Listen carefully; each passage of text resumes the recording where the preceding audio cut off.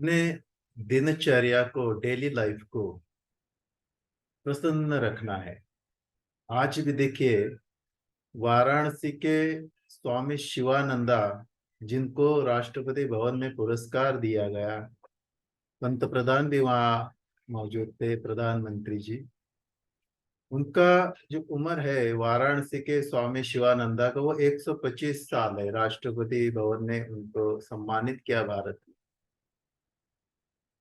हुंजा लोग है, उनका भी जीवन मान, आयुर्मान बड़ा ही आनंदमय, प्रसन्न, स्वस्थ और शक्तिशाली, ऊर्जा युक्त रहता है। आइसलैंड के लोग हैं, ग्रीक के कुछ बेटों के लोग हैं, जापान के कुछ लोग हैं, ऑस्ट्रेलिया के कुछ लोग हैं, जिनका आयुर्मान बहुत बड़ा है। 100 साल से भी ऊपर आराम से तंदुरुस्ती से जीते हैं। एकदम खुशहाल, प्रसन्न, ऊर्जा युक्त, चैतन्य में उल्लासित, प्रफुल्लित ऐसे रहते हैं। ये रहना है तो अपनी जीवन शैली को निसर्ग के साथ, ब्रह्मांड के साथ जोड़ दे। सुबह ब्रह्म मुहूर्त पर उठे, अर्थात सूर्योदय के पहले 2 घंटा, यानी 3:30 4 के आसपास ये ब्रह्म मुहूर्त होता है। उस समय पे बहुत ही सुंदर ऐसे वातावरण में तरंगे रहती है, ब्रह्मांडीय तरंगे रहती है, जब अपना चित्त शांत रहता है। जब उठने की आदत हो जाएगी तो आप एक ब्रह्मांडीय लय में आ जाएंगे। ब्रह्म मुहूर्त पे उठना है। जब उठ रहे हैं तो जो भी नासिका शुरू है, उस नासिका पे पहला कदम रखे। उस समय पे उठने के पहले थोड़ा शरीर को खींचे और फिर धीरे धीरे से हल्के से उठ जाए। उठते समय ईश्वर का स्मरण करे। जो भी पवित्र चीजें हैं, तत्व है, उनका स्मरण करे। ये सब पारंपरिक ज्ञान है। सुबह उठते समय किया गया जो पवित्र चिंतन है, मनन है, वो दिन भर आपको चैतन्य में और सकारात्मक, शुभ, कल्याण में रखेगा। उसके बाद प्राचीन परंपरागत ज्ञान के अनुसार जब उठ रहे तो अपने सामने हमेशा अपने इष्ट देवता का प्रतिमा रहे और उसके स्मरण से उठे। जब सो रहे तो अपना सिर पूरब की ओर रखना है, ऐसा प्राचीन ज्ञान में कहा गया है, परंपराओं में। इसके बाद जब उठते हैं तो धीरे से आंखों को खोले, शांति से बैठ जाए, ईश्वर का स्मरण करे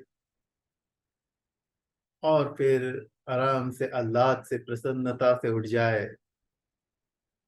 उठने के बाद रात भर जो तांबे के बर्तन में पानी जो रखा हुआ है, उसको हल्का सा नरम करके गुनगुना 1 2 गिलास पानी पे, उम्र के अनुसार यथाशक्ति। मुंह धोने के पहले अगर आप ये पानी पीते हैं तो ये बहुत ही आरोग्यदायी है। इससे बहुत सारे एंजाइम आपके अंदर प्रवेश करेंगे, पेट में जाएंगे और मलमूत्र त्याग के लिए भी नरम पानी, गुनगुना पानी उपयुक्त रहेगा। इसके बाद मलमूत्र को त्याग करें। मलमूत्र को त्याग करने के बाद एकदम खुद की सफाई करे, साफ हो जाए। और पारंपरिक ज्ञान के अनुसार दंत धावन, यानी मुंह को धोना है। तो पहले तो कोई टूथपेस्ट का इस्तेमाल, प्लास्टिक के, नायलॉन के ब्रशों का, टूथब्रशों का इस्तेमाल नहीं होता था। तो आम की या बबूल की काड़ी का इस्तेमाल करते थे। उससे सब कीटाणु नष्ट हो जाते थे और जो लार बनती थी वो भी पौष्टिक हो जाती थी। उसके बाद गंडुश करते थे, यानी गाय का घी या नारियल का तेल मुंह में ऐसा उसके घुमाते थे, तो उससे सूक्ष्म कण उसको अटक के वो बाहर लार के साथ फेंक देते थे, फिर मुंह को धो लेते थे। गंडुश विधि। ये सब मुंह की सफाई होने के बाद कुछ लोग उम्र के अनुसार विहार करने को जाते थे। जो युवा थे वो व्यायाम आदि करते थे, कुछ विहार करते थे, और जो मध्यम वर्ग के वो योगा के आसन करते थे। तो जिनको व्यायाम करना है वो संतुलित व्यायाम करे। जो बहुत ही बुजुर्ग है वो हल्का सा योगासन और विहार करे, घूमे, निसर्ग में टहले। उसके बाद जो भी स्वस्थ लोग है वो सूर्यासन करे। आसनों के साथ साथ प्राणायाम भी बहुत जरूरी है। सुबह सुबह प्राणायाम से अपनी सभी नाड़ियों की शुद्धि हो जाती है, ऐसा परंपरागत ज्ञान कहता है। अपने फेफड़ों की शुद्धि, अपने मन की शुद्धि, अपने सभी नाड़ियों के मेरिडियंस की शुद्धि प्राणायाम से हो जाती है, तो दिन भर तरोताजगी महसूस हो जाती है। ये आंतरिक शुद्धि है।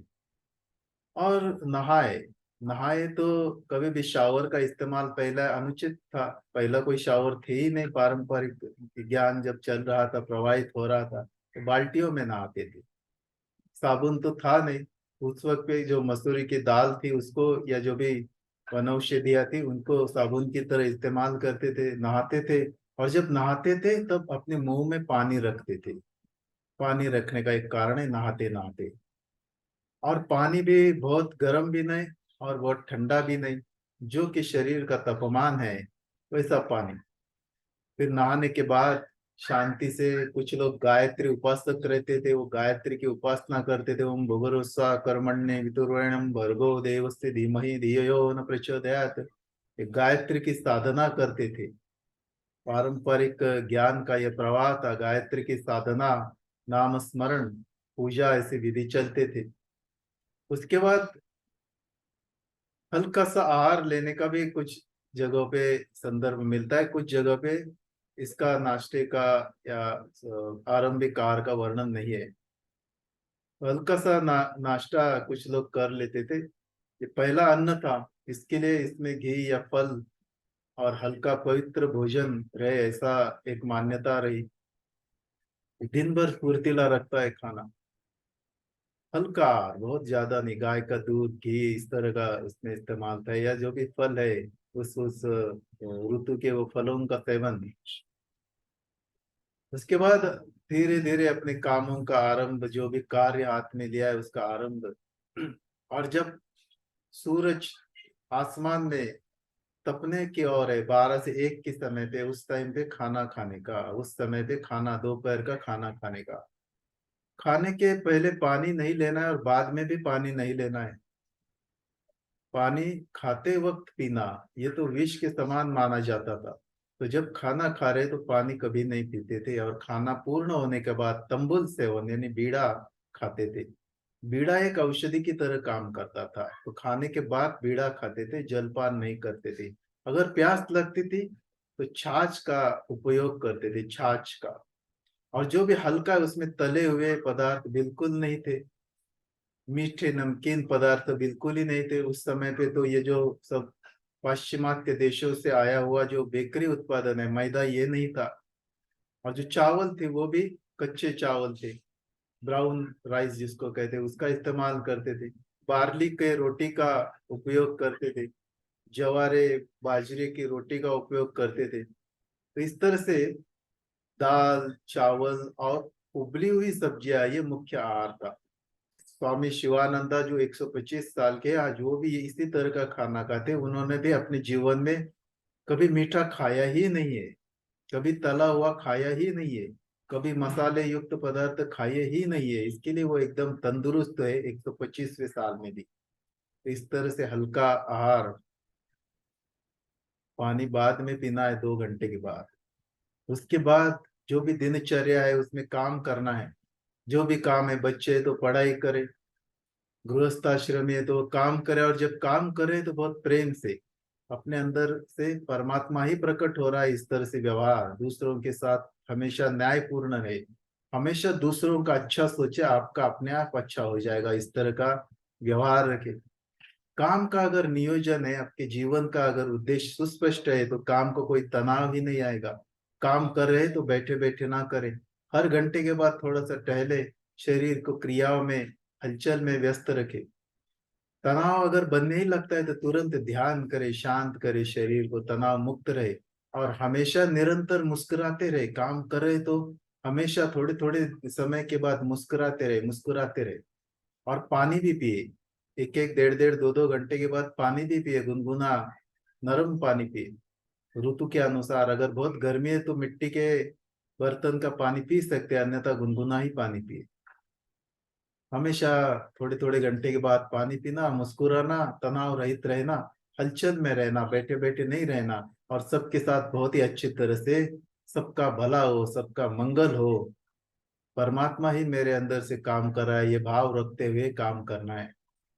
ये पारंपरिक ज्ञान है जीवन शैली का, जीवन सूत्रों का। फिर जैसे शाम हो जाती है तो सूर्यास्त के समय अगर हो सके तो शाम का खाना खाए, वो भी मिताहार, उसमें भी हल्का आहार, सब्जियां जिसमें है, सलाद जिसमें है ऐसा आहार, सूप जिसमें है ऐसा पतला आहार, खीर या लापसी इस तरह का पतला आहार शाम को हो। खाना खाने के पहले हमेशा याद रखे, थोड़ा सा विहार करें, निसर्ग से जुड़े, अपने पैरों को मिट्टी को लगने दे, मिट्टी से जुड़े, आसमान से जुड़े, निसर्ग से जुड़े, निसर्ग के साथ रहे, ब्रह्मांड में विहार कर रहे मान लो, पदन्यास भी एकदम ही आनंद से करे। तो शाम का विहार, उसके बाद शाम की प्रार्थना, प्रभु से संवाद है प्रार्थना। प्रभु से जो संवाद करेगा वो हमेशा खुशहाल रहेगा, उसके जीवन में सदा सुख शांति आनंद वैभव कीर्ति समृद्धि ऐश्वर्य सब कुछ रहेगा, और उसके पार का जो भी मुक्त विरागी अवस्था वो भी हो जाएगी। प्रभु से संवाद की प्रार्थना, भक्तिमय प्रार्थना और ध्यान शाम को विहार के बाद। उसके बाद हल्का सा खाना खाए, खाने के बाद कुछ समय चले, सो पैर ऐसे रखे कि शतपाव, उसको शतपाव मतलब 100 पैर चलना है। उसके बाद खाना पाचन होता है इसमें, और उसके बाद 3 घंटे के बाद नींद ले। आमतौर पे 9 से 10 के बीच में रात को ये नींद का समय है, और नींद में चले जाए। जब नींद में जा रहे तो हमेशा पूरब की ओर सर रखे और पैर पश्चिम की ओर रखे, ऐसा पारंपरिक ज्ञान कहता है। नींद में जा रहे तो हमेशा कोई भी इलेक्ट्रॉनिक गैजेट का, टीवी मोबाइल इसका इस्तेमाल ना करे, पवित्र शुभ चिंतन करे, पवित्र चर्चाएं करे, और हो सके तो शांत ध्यान करे। ध्यान करना बहुत ही आवश्यक है। रात को सोने में जा रहे तो ध्यान के साथ जाए, और जब रात में सो जाए तो धीरे धीरे धीरे एक ध्यान की स्थिति में लौट जाए, परमात्मा में लय हो जाए, अपने नींद को ध्यान में रूपांतरित करने की कला सीख जाए, आत्मसिद्ध बन जाए। इस तरह की ये दिनचर्या है जिसमें कुछ सूत्र है। 200 मिनट के बाद हल्का हल्का आहार लेना है।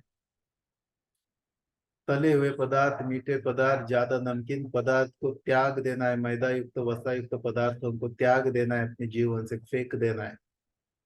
1.5 2 घंटे के बाद पानी, नरम गुनगुना पानी पीना है। दिन में 2 बार कम से कम प्राणायाम करने हैं, साथ ही साथ ध्यान करना है, प्रार्थना करनी है। ये सब पारंपरिक ज्ञान का प्रवाह है, जिससे आपका जीवन हमेशा स्वस्थ तंदुरुस्त तो रहेगा ही, खुशहाल आनंदमय रहेगा ही, दीर्घायुष्य भी आप रहेंगे। धरती का, इस धरती का सबसे सुंदर, सबसे अच्छा जीवन आपको जीना है तो इस तरह की जीवनचर्या को, पवित्र जीवनचर्या को, आध्यात्मिक जीवनचर्या को पारंपरिक विरासत में बताया गया है। ये हजारों सालों का ये प्रयोगों के बाद ये निर्माण हुई ये दिनचर्या के कुछ तत्व है जिसको मैंने बताया। जिनको साधना करनी है, अध्यात्म की राह पे चलना है, उनको और कुछ सूक्ष्म तत्व है जो भी मेरे पास आते हैं उनको मैं ये सूक्ष्मताएं बताता हूँ।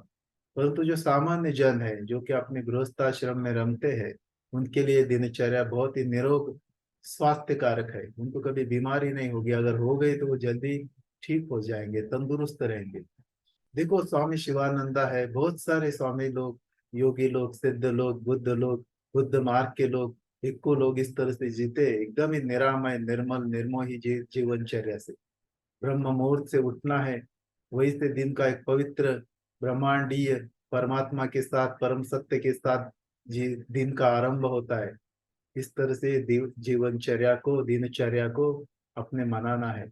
अभी देखो छोटा सा बच्चा है तो वो ज्यादा सोएगा, युवा है तो भी ज्यादा सोएगा, परंतु जो बुजुर्ग है, जो मध्यम वर्ग का है, उनके लिए ये भी उपयुक्त है। ये जो मैंने घटक बताए ये सभी वर्गों के लिए, चाहे वो किशोर हो, युवा हो, प्रौढ़ हो या वृद्ध हो, उनके लिए उपयुक्त है। परंतु जैसा उम्र है, जैसा काम है, उसके अनुसार थोड़ा बहुत इसमें बदलाव आ सकता है, परंतु ये जो घटक है ये कुछ समान घटक है, तो अपने जीवनचर्या में इनको जरूर लाए, अपने जीवन को एकदम ही सुंदर बनाए। आपने जन्म लिया है इस धरती पर, तो एकदम आनंद से जिए, एकदम प्रेम से जिए, एकदम प्रसन्नता से जिए, एकदम उमंग से जिए, हमेशा एकदम सत्य से, दयालु भाव से जिए, और एकदम परमात्मा के साथ परमात्मा होकर जिए।